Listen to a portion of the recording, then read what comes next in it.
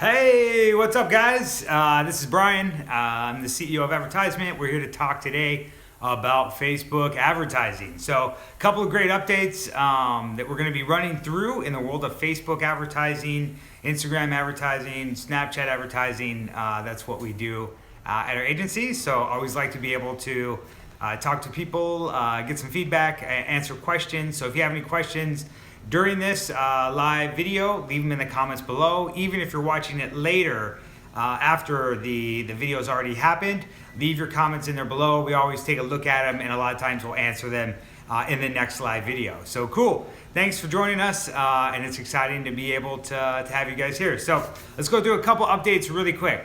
The first one was Facebook recently announced their earnings report, and in there, one of the details was that Facebook now has 1.94 billion active monthly users. And they said that they anticipate by next month they'll be able to reach the 2 billion user mark, which is just incredible when you think about it, by the sheer fact that that's about 25% of planet Earth is now logging into Facebook at least once a month. To be able to check on what's going on. So as an advertiser, that means you have a wide access to people around the globe to be able to reach with whatever messages or messaging that you want to. So really exciting. I think they actually announced that their daily active users was now up to 1.3 billion people. So I mean, that's how many people are on the site every single day. So again, a massive number that you have the ability to tap into. Whether you're a huge advertiser or whether you're a small company just starting out, you get to use the exact same tools to be able to reach the people that you want to that are on Facebook every day. The next update that I wanted to talk about was Instagram is now in the process of beta testing a new swipe up link in stories. So for those of you that know, you have the ability to upload a story to Instagram, a sponsored story, which is between I think 10 to 15 seconds. There's no links. It can only be used in the reach objective.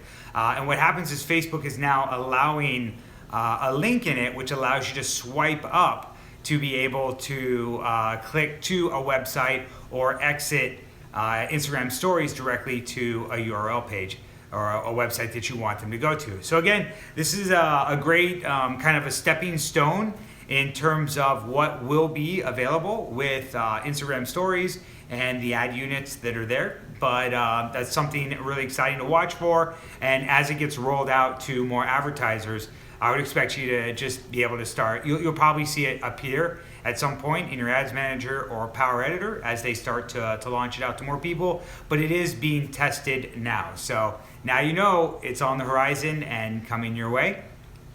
Another thing I want to talk about was tips for promoting gaming apps. So this is something that, if you've got a gaming app or to some extent any mobile app that you're looking to promote or get more people to be able to go to, we have an article on our blog where you can be able to go and see much more kind of detailed information on this. But I wanted to give you three top points that I pulled from it that I can share with you guys today. The first one is reach for your most valuable users. This is, through targeting, through, your custom audiences and lookalike audiences. Focus on the people that you think are most likely going to be amazing users. And this can be based on, the cell phone that they're using, the operating system of what they have, the type of, games or that they're using, competitors, all those type of things have the ability to, as you lock down your targeting, to be able to get you a better idea of who those active users are and how to be able to reach them. To some extent, they say that about 50% of people that download an app, especially a game, will never use it after the first day. So you want to make sure that you're reaching the right people to have them come in.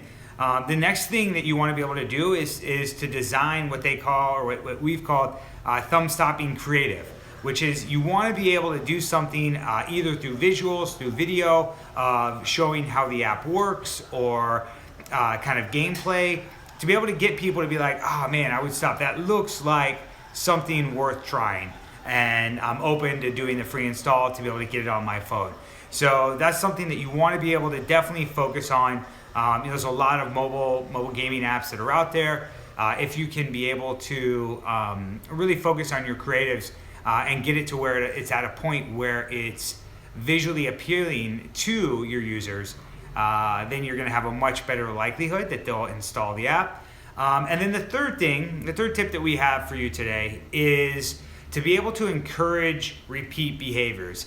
And this is through things like mobile engagement ads, where you have the ability to set up ads based on trigger events inside your app. So people that have opened it, people that haven't opened it, people that have used it X amount of times, people that have gotten through certain processes, all of those, you have the ability to create ad units focused around that specific moment in time.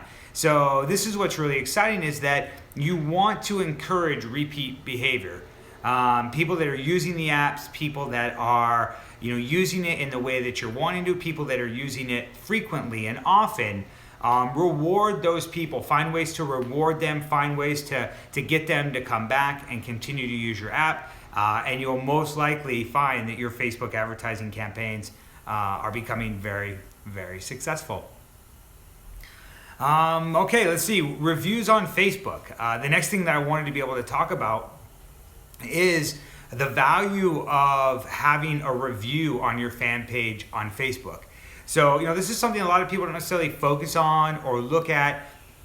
A lot of times when people think about reviews, they think about Yelp or, maybe Google reviews. But Facebook has the ability for users to review fan pages.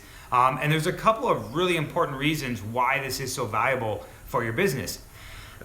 Excuse me. The first one is it builds credibility, which is that 70% of people, if they were to see a website or if they were to see an online review about your product or service, 7 out of 10 would trust those reviews and then probably come in and purchase your product or service. So reviews have just a natural kind of social proof to them, and the fact that people may not know the person that wrote the review, but they're going to trust that ended up being, or that was a valid review, that was their real experience. So it's important because they build credibility. The next thing is that they can influence consumers. To some extent, people that are on the fence one way or the other, a lot of times are looking for either a way out. Is there something wrong with this business or service that I haven't realized yet? Or is this amazing? Do people really love them, and are they finding this extremely valuable? So that's super important for you, is that you have the ability to influence consumers by having positive reviews on your site and being proactive to get them there. The third thing, the reason why this is so valuable, is because you have the ability to increase search results. So a lot of times your Facebook page will have organic listings to it, and you'll have the ability for people searching on your domain name to be able to see your business page URL, to be able to see the reviews behind it, and that can actually improve your search ranking and also your reputation management. So, that's another listing that may go higher up and push maybe another listing down where someone wrote a negative review on you on a separate page, or maybe a blog article about you. So, Facebook has higher domain authority, and so their rankings will a lot of times naturally go higher up.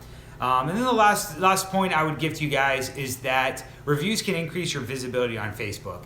So know that, if I go to your business and I type in a review, I love this business, it's amazing. What happens is, when I'm done with that, I have the ability to make it public, make it private. Most people just post it and it goes. And so there are other people that could theoretically see my review on Facebook.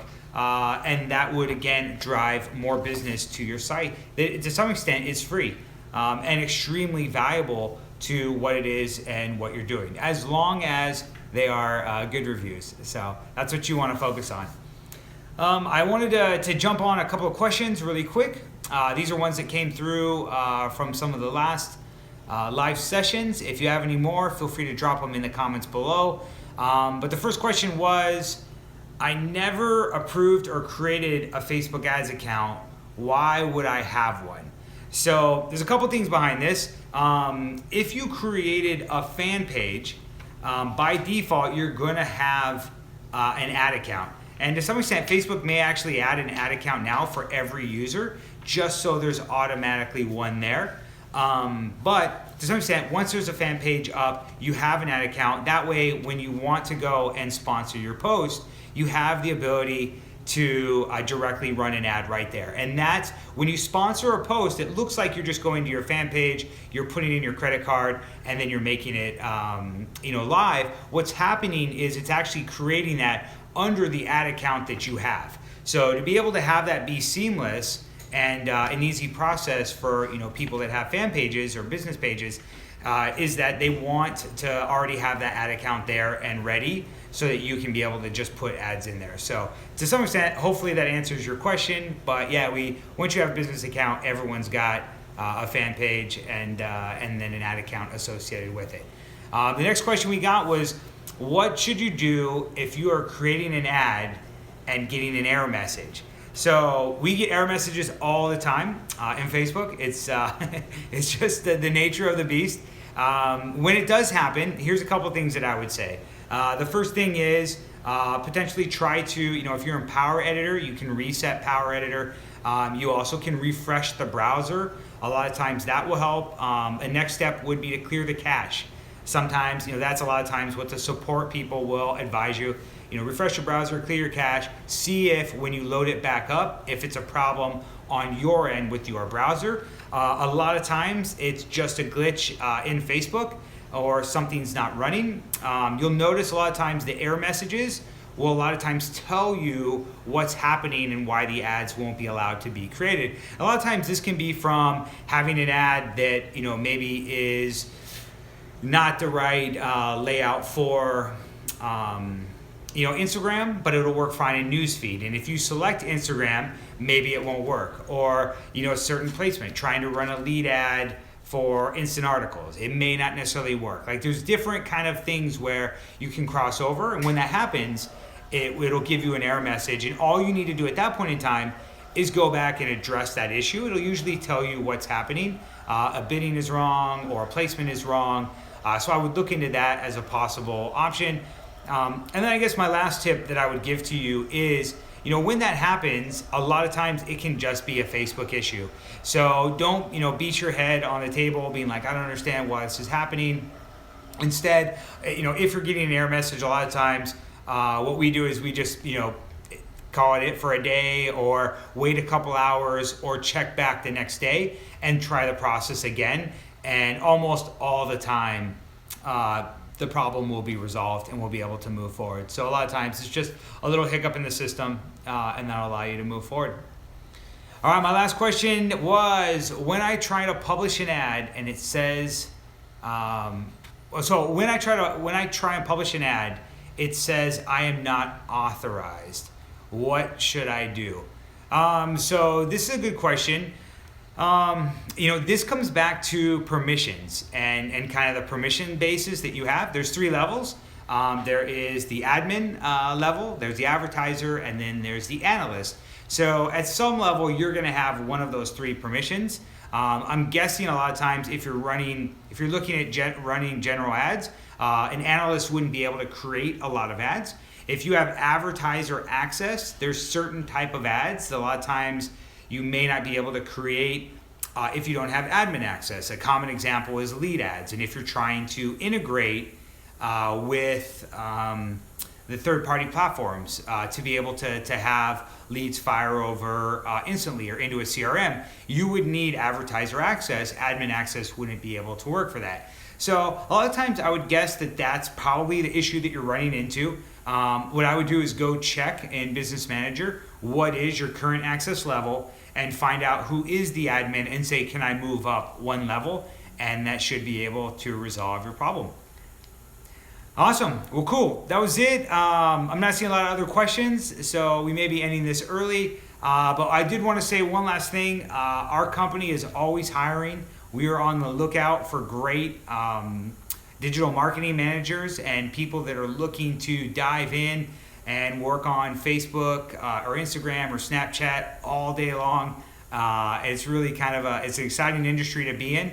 So if you guys know of anyone or are looking for a job or potentially new positions and you're in the Los Angeles area, come to our website, send us a form and your resume through our contact page, and we'd love to be able to talk with you.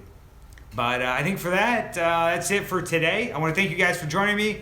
Have an awesome day, and we'll see you next time.